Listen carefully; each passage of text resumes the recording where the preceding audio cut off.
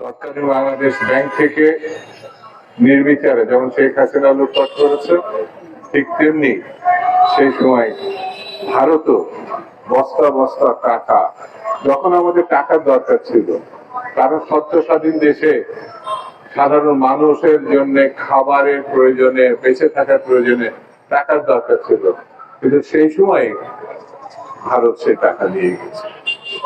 আমাদের দেশে পাকিস্তানিদের কাছে যে আগ্নেয় অস্ত্র সেই সময় বাংলাদেশ, সদ্য স্বাধীন বাংলাদেশ পেয়েছিল, সেই অস্ত্রগুলো তারা ট্রাকে ট্রাকে পড়ে তারা ভারতে নিয়ে গেছে।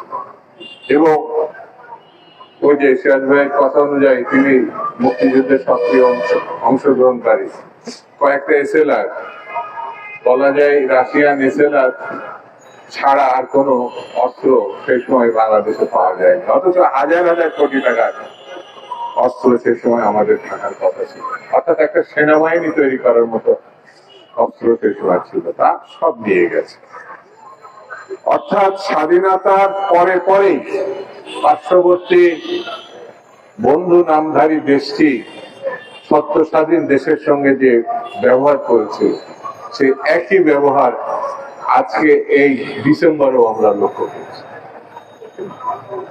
গত 4 মাস আগে 16 বছরের একটি পৈশাচিক শাসক, পৈশাচিক দল, পৈশাচিক শাসনে যা শুরু করেছিল 16 বছর আগে, সেটি 4 মাস আগে যখন তার পতন হয়, সেই পতন তারা ভারত আজ পর্যন্ত মেনে নিতে পারে। ভারত সেই ভয়ঙ্কর হত্যাকারী, গণহত্যাকারী, লুটেরা, তার প্রধান শেখ হাসিনা এবং তার দলকে তারা আশ্রয় দিয়েছে। এই আশ্রয়ের মধ্য দিয়ে এটা প্রমাণ হয়েছে তারা গণহত্যাকারী এবং লুটেরার পক্ষের একটা শক্তি। তারা বাংলাদেশের গণতন্ত্র বিনাশীর যা করেছে যে দল এবং যে নেত্রী, তার পক্ষের শক্তি, তার পক্ষের সমর্থক, তার পক্ষের মানুষ। অর্থাৎ ভারত সব সময় আওয়ামী লীগ, শেখ মুজিব, শেখ হাসিনার বাইরে কখনো আর অন্য কোনো চিন্তা করতে পারে নাই বলেই সে বাংলাদেশের জনগণের বন্ধু হতে পারে না, সে বাংলাদেশের স্বাধীনতা গণতন্ত্রের বন্ধু হতে পারে না। এই কথা যখন আমরা বলবো এবং চিন্তা করবো, ভারত সে সময় অখুশি হবে। ভারতের সঙ্গে শেখ হাসিনা কতগুলো চুক্তি করেছে, দেশ বিরোধী চুক্তি করেছে, সমস্ত রাজনৈতিক দল গত 16-18 বছর ধরে বলে আসছে।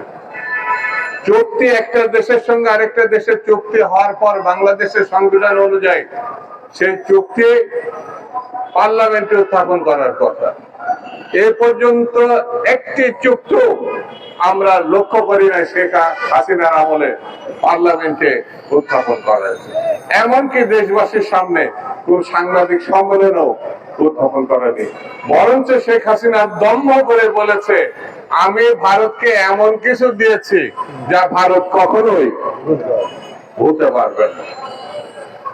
ভাই, কি দিয়েছেন আমরা জানি না, ব্যক্তিগতভাবে দিয়েছেন না দলীয় ভাবে দিয়েছেন না সরকার ভাবে দিয়েছেন। এখন ডক্টর ইউনূসের কাজ হচ্ছে সেই চুক্তি এবং দেওয়া নেওয়ার ব্যাপারটা জাতির সামনে উপস্থাপন করা। যেমন তাদের লুটেরার একটি খণ্ডিত অংশ আমি বলবো ডক্টর ইউনূস প্রকাশ করেছে, সবটা প্রকাশ করতে পেরেছে এটা আমার কাছে মনে হয়। তারপরেও ডক্টর ইউনূস এবং তার সরকারকে আমি অভিনন্দন, ধন্যবাদ দেবো। দুর্নীতির একটা চিত্র কমপক্ষে জাতির সামনে আপনারা উপস্থাপন করেছেন। এবং এই যে দুর্নীতি, একটা ভয়াবহ দুর্নীতি, এটা কোন স্বাধীন দেশে কোন শাসক এটা করতে পারে আমরা এটা ভাবা যায় না। ভারত বলছে, তাদের মিডিয়া বলছে তারা বাংলাদেশের কিছু অংশ দখল করে নিবে। আমি ভারতকে অনুরোধ করবো এই ভয়ে ভয়ে চিন্তা থেকে একটু দূরে থাকতে। বাঙালি জাতি, বাংলাদেশের জাতি, এই ভূখণ্ডের মানুষ সারা বিশ্বের অন্যতম বীরের জাতি,